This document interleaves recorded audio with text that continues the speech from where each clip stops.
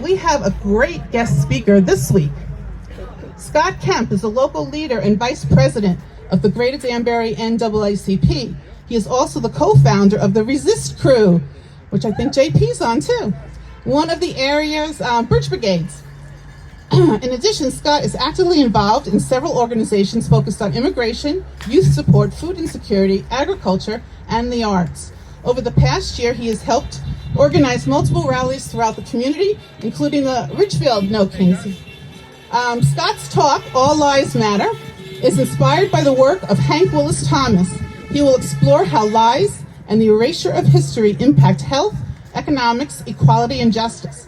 And the presentation will conclude with concrete steps and actions that we can all take to help make change. Everyone wants to know what they can do? Scott's going to give us some information on what they can do. So, good morning, Bethel. Thank you. You know, that walk-up music, I'm going to tell you right now, like when I used to work in corporate America, Pepsi, Coke, blah, blah, blah. And we started that every single meeting. Like if somebody was going to present, boom, you had walk-up music. So we picked it. It was kind of like the Yankees back in the day and all that. So I'll be your speaker today, and I am fired up. Whoa. I'm fired up. Wait, I heard one right way. Fired up. Ready to go. Fired up. Ready to go. Fired up. Ready to go. Okay, just to be clear, my talk today represents my views, not the NAACP or any other organization. And then first, just want to take a moment to acknowledge the indigenous folks whose land we are on today. Okay, all lives matter. Remove the V in lives and it becomes all lives matter. The point is all lives matter is a lie. It's a lie in this country, as all lives don't matter, and that's even more evident today. I just bought this book called Burn Down Master's House, written by Clay King. He's on Urban View.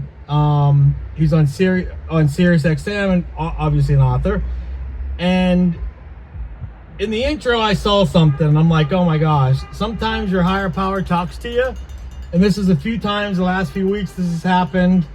And I'm going to use the intro. I'm going to read the intro of it because it fits right with this talk today. Misinformation is an old, strong tool. It distorts history, manipulates narratives, and fuels power.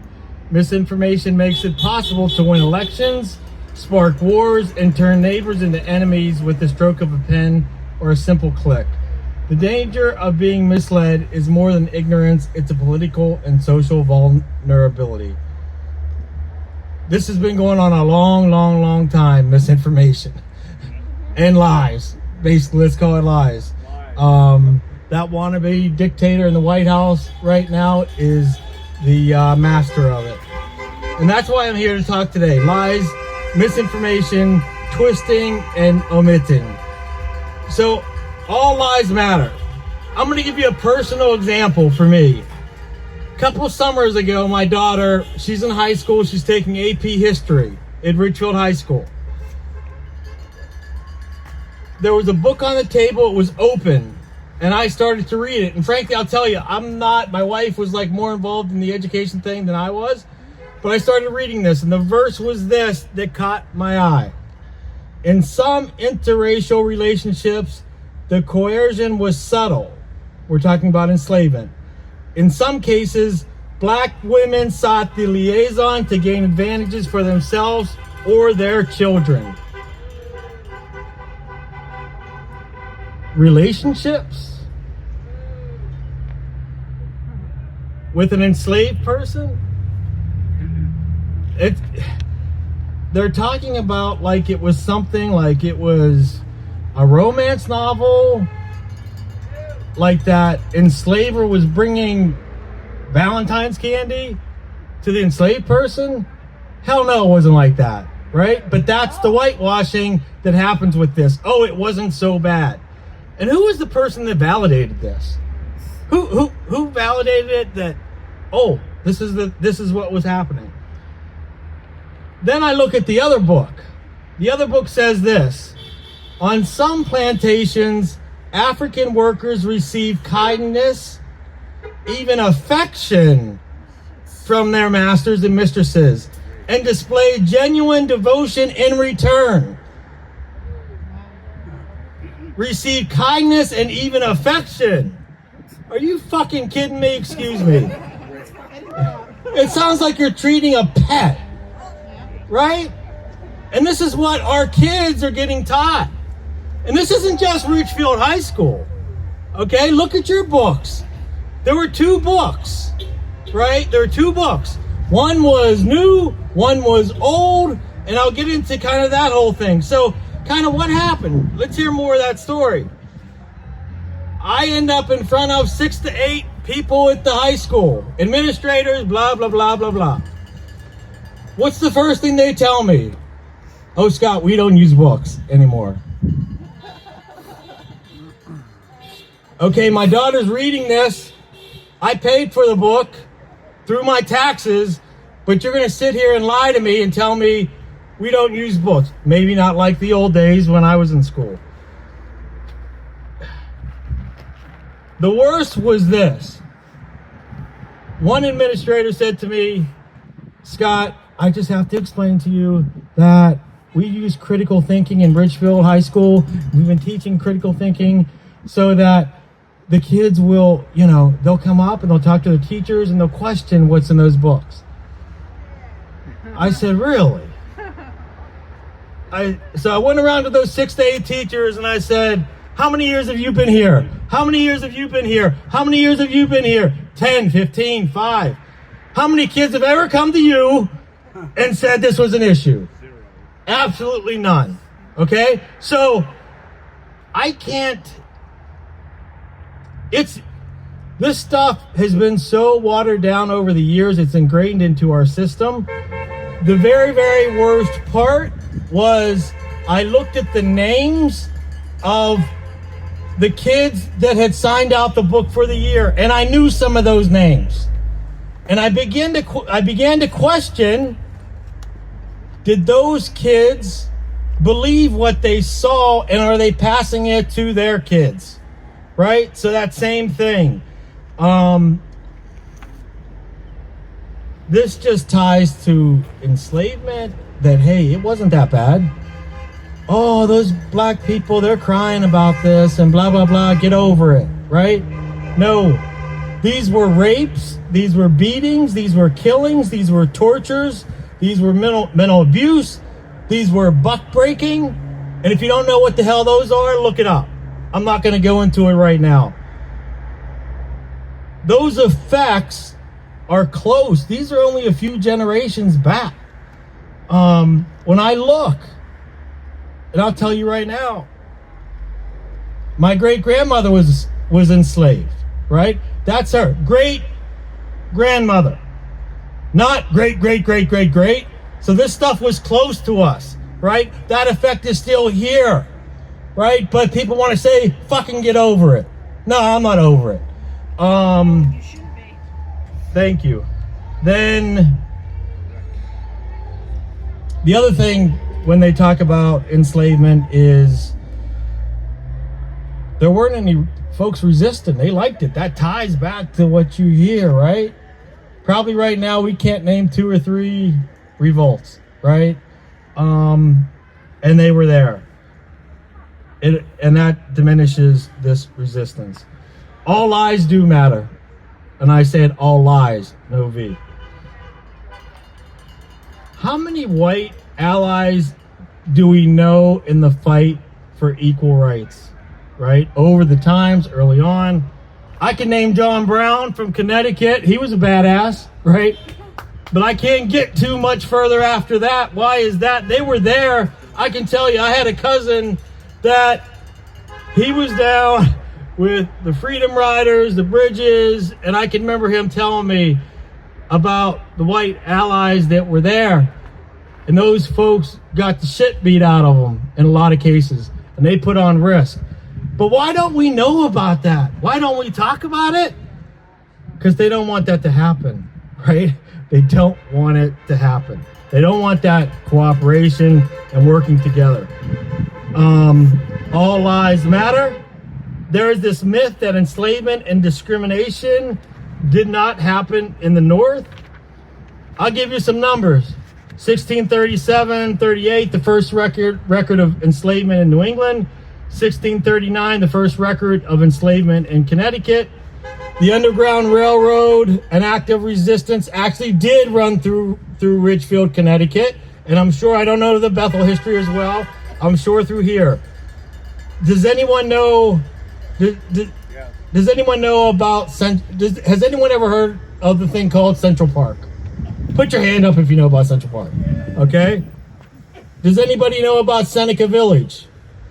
All right, good. This is a good group, okay? So, Seneca Village taken over in the 1800s to,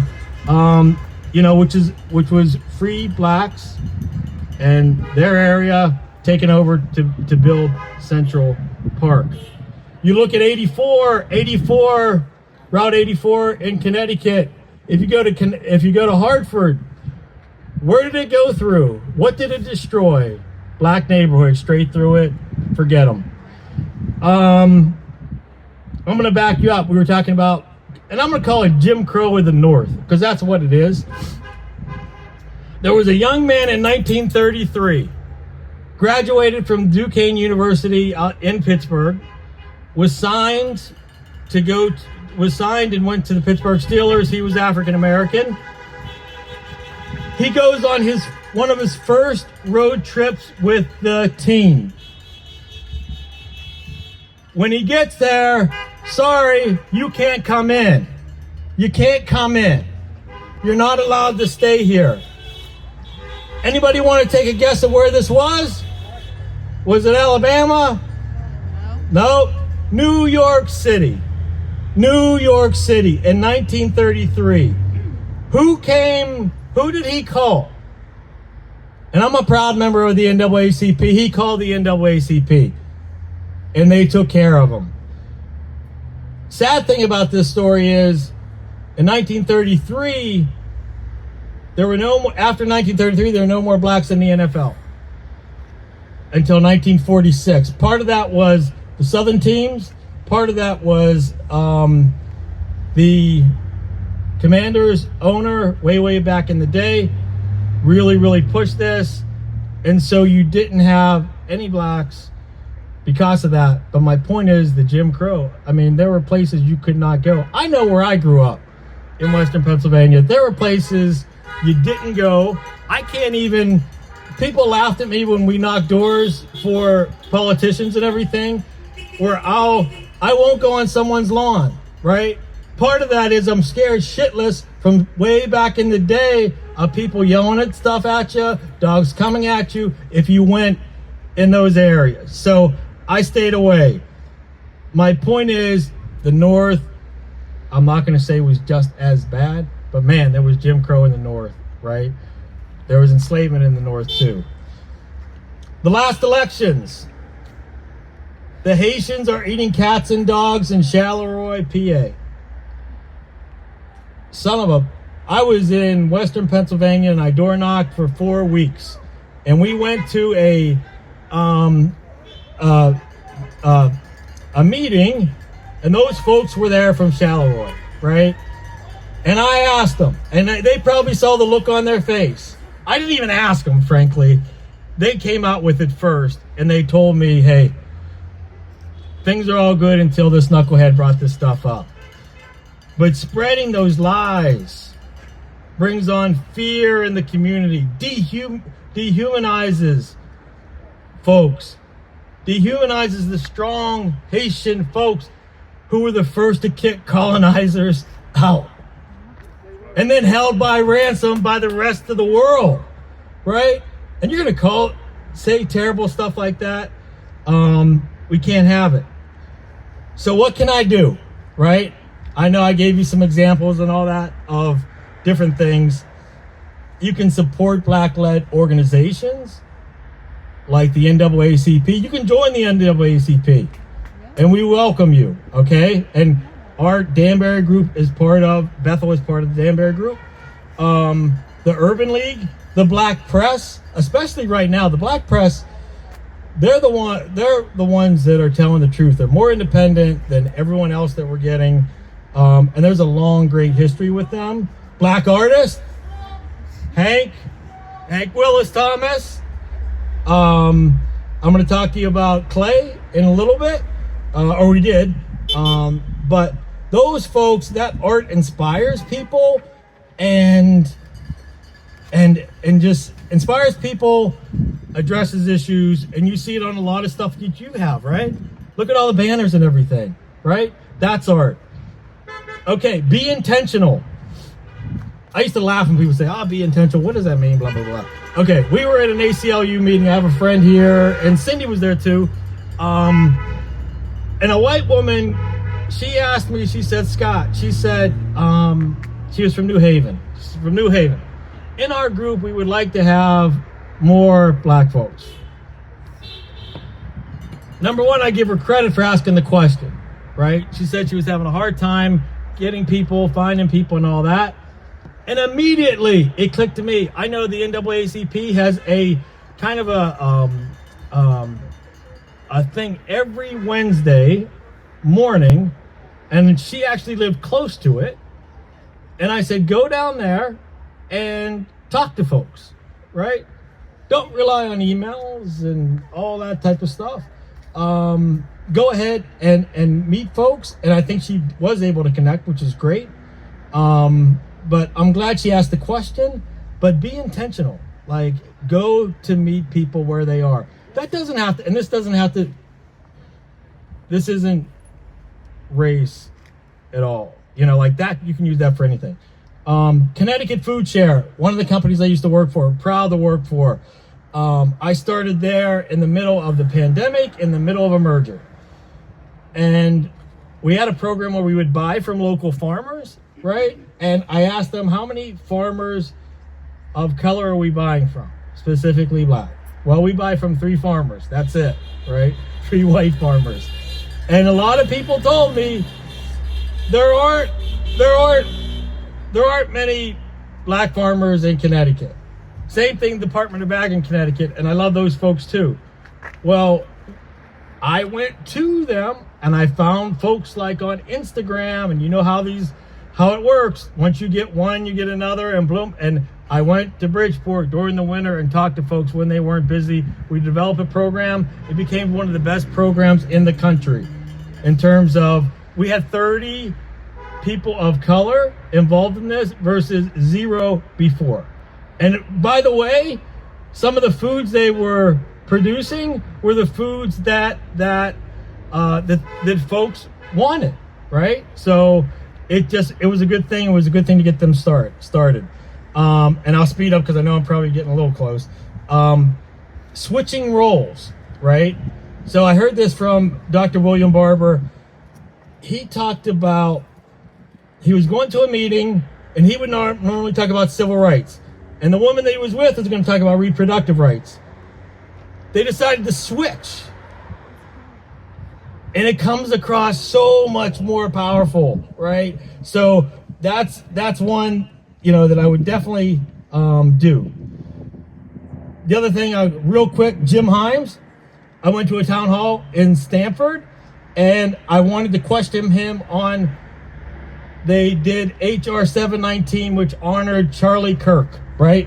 And I'm in this meeting, and there's probably 30 or 40 people, and I'm waiting for somebody to ask the question, and no one does. So there I go. Here, I asked the question. And he proceeds to lie. I cut him off. I did. But what my point of this one was, there was an ally in front of me, and he jumped in, right? So like when we all are kind of working together, whether it's transgender issues, immigration, the environment, etc., it helps. So I'm going to skip to the last piece This is another piece by Denez Smith. And it's his poem. It's an excerpt from his poem Principles. I actually saw him in Ridgefield, which is great. We talk about museums and all that type of thing. They're doing great things. So I'll leave it to you with this. All lives don't matter the same as all lives. Some lives matter only to themselves. Some lives matter only they would. Some lives matter of fact, and some lives up for debate. All lives matter to someone, but what about this life of mine? Honey-colored and black as it is. What my life mean to you? Am I talking to you? Do you wish me justice, or do you wish I would just shut up already, vanish already? Thank you, appreciate you, bless up. How much I learned. I know Scott a while, and I just learned so much. Thank you, Scott. Thank you, Scott. Thank you. I don't even know what to say. I guess I'm going to join the NAACP. There you go. I wish I had the forms. Yeah, I had no idea even that non-black people could join. So, thank you so much. I believe, everyone, that we will win. I believe that we will win. I believe that we will win. Thanks for showing up, everybody.